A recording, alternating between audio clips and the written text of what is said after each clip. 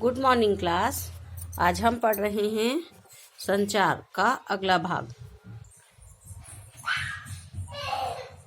संचार के 6 प्रकार हैं। कौन कौन से? सांकेतिक संचार, मौखिक संचार, अमौखिक संचार, अंतःवैयक्तिक संचार, समूह संचार और जनसंचार। और प्रत्येक प्रकार में व्याख्या है। जनसंचार की प्रमुख विशेषताएं, माने प्रमुख विशेषताओं को लिखिए।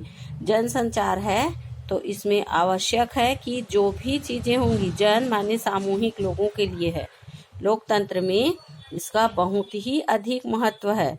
और अपने इस समय में जो शिक्षा में हम उपयोगी देख रहे हैं वह भी एक सार्वजनिकता ही है। पहला है, इसमें जनसंचार की भी प्रमुख विशेषताएं हैं। पहला, सार्वजनिकता। जनसंचार को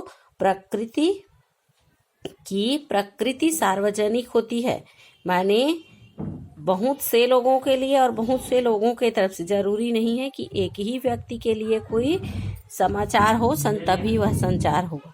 इसमें संचारक माने जो समाचार को प्रेषित कर रहा है और जो इस समाचार से लाभ उठा पा रहा है, दोनों ही लोग प्रमुख होते हैं।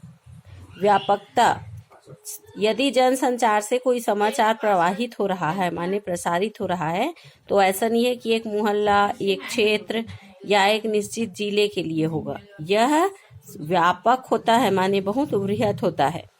औपचारिक संगठन, आप देखेंगे बहुत जगह इस प्रकार की सूचनाओं के बाद के द्वारा, जैसे महिला समूह के द्वारा, बाल विकास विभाग के द्वारा, ऐसे आपको बताया जाता है। माने औपचारिक कोई संगठन होता है। किसी भी इस प्रकार की चीज को करने के लिए उसमें किसी निश्चित समूह का होना आवश्यक है। द्वारपालों का नियंत्रण, द्वारपाल से तात्पर्य है यदि आप चाहें कि आपके घर में कुछ हो रहा है और जनसंचार के रूप में वो प्रसारित हो जाए, तो यह नहीं हो सकता। क्यों?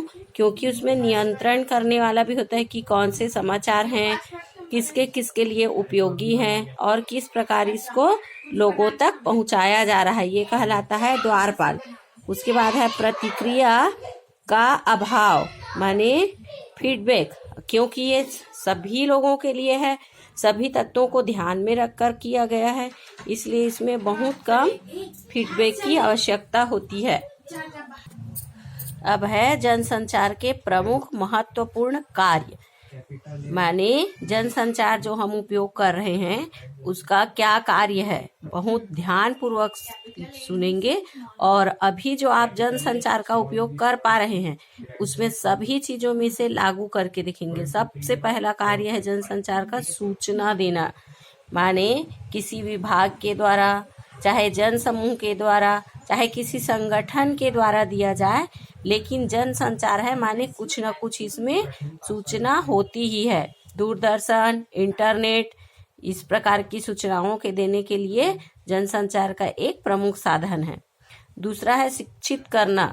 जनसंचार माध्यम का सबसे महत्वपूर्ण कार्य है लोगों को शिक्षित करना, क्योंकि संचार के माध्यम से जो भी समाचार जा रहा है, निम्न से निम्न स्तर तक के लोग उसे सुन पा रहे हैं और इसका लाभ उठा पा रहे हैं।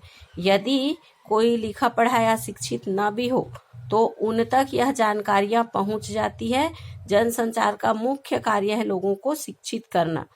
और अगला कार्य है मनोरंजन करना। मनोरंजन भी एक प्रकार से जीवन के लिए आवश्यक है।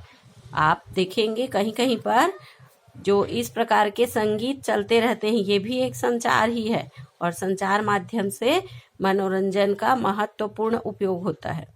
एजेंडा तय करना, जनसंचार माध्यम योजना पूर्वक किसी दूसरे मुद्दे को, माने एक काम तो वह कर ही रहा है, यदि कोई दूसरा कार्य है तो उसे महत्व देकर समाज में अगले दिशा में मोड़ देता है।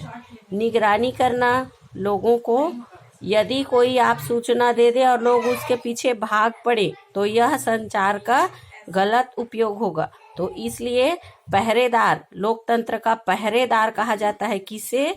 संचार को, क्योंकि यहाँ लोकतंत्र है, लोगों का लोगों के द्वारा शासन है।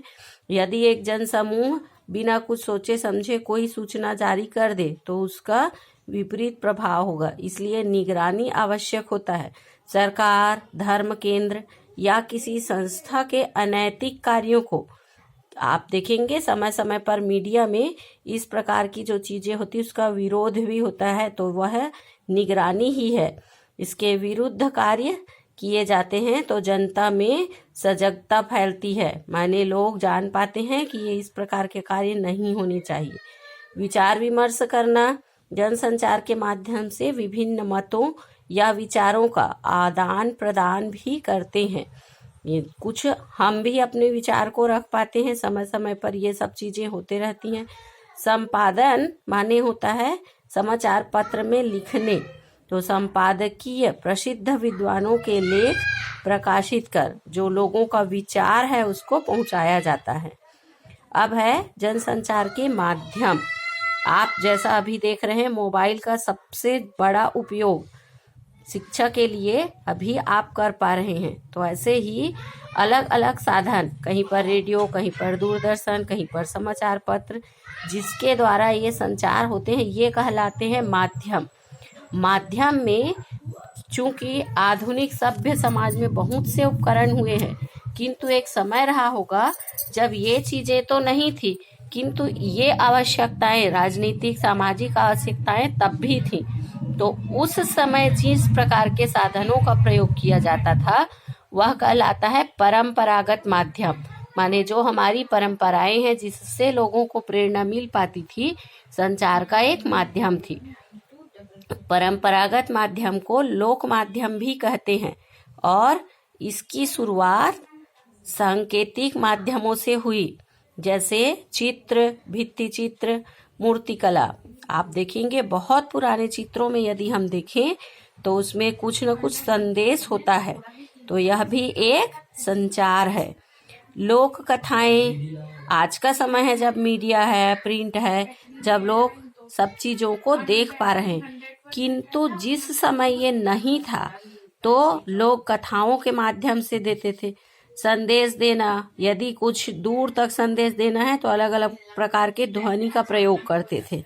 ललित कलाएं माने नाच गान और जो विभिन्न लोक कलाएं हैं इनके माध्यम से, ये सब क्या है, परंपरागत माध्यम है किसके, जन संचार के।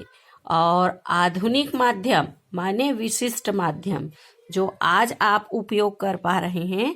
जनसंचार के आधुनिक माध्यमों में सूचना में क्रांति लाने में महत्वपूर्ण भूमिका निभाई है। आधुनिक काल में लोकतंत्र को जीवित एवं सुदृढ़, शब्दों पर ध्यान रखेंगे, लोकतंत्र को जीवित एवं सुदृढ़ रखने में एक महत्वपूर्ण कार्य है किसका, ये विशिष्ट माध्यम जैसे दूरदर्शन है, आकाशवाणी है, ये सब जो चीजें हैं लोकतंत्र के लिए इनका उतना ही महत्व है। इसमें जो आपको बनाकर दिखाया गया है आप भी इसी प्रकार देखेंगे। आधुनिक जनसंचार माध्यम, अब इसमें है डाक तार माध्यम, माने जो केवल सूचना या पत्र लेने देने के लिए है। प्रिंट या मुद्रण माध्यम, जिसका आप सबसे ज्यादा उपयोग कर पाते हैं, जैसे फोटोकॉपी मशीन है और कंप्यूटर के द्वारा जो प्रिंट निकलता है। और है इलेक्ट्रॉनिक माध्यम, जिसमें है समाचार पत्र, पत्रिकाएं, ये सब प्रिंटिंग में आता है, माने समाचार पत्र को छापते हैं तब आता है। और इलेक्ट्रॉनिक माध्यम माने दूरदर्शन, रेडियो, आपका मोबाइल, इंटरनेट के जितने भी साधन हैं ये सब आते हैं इलेक्ट्रॉनिक माध्यम में। और इन माध्यमों के जरिए बहुत ही तेजी से सफलतापूर्वक संचार को पहुंचाया जाता है। इस प्रकार जनसंचार का राजनीतिक और सामाजिक रूप से उतना ही महत्व। आज के समय में सबसे महत्वपूर्ण साधन है इंटरनेट, जिसका आप सबसे ज्यादा उपयोग कर पा रहे हैं। इंटरनेट की विशेषताएं, इंटरनेट में बहुत से लाभ भी होते हैं और बहुत सी हानियां भी, किंतु आज भी लोगों के लिए यह उतना ही महत्वपूर्ण है। व्यक्ति को स्वयं अपडेट करने, माने अपने आप को आगे बढ़ाने, जिसको भी मोबाइल पकड़ने के समय इंग्लिश में कुछ बोलना नहीं भी आता रहा होगा तो भी वह सीख चुका है।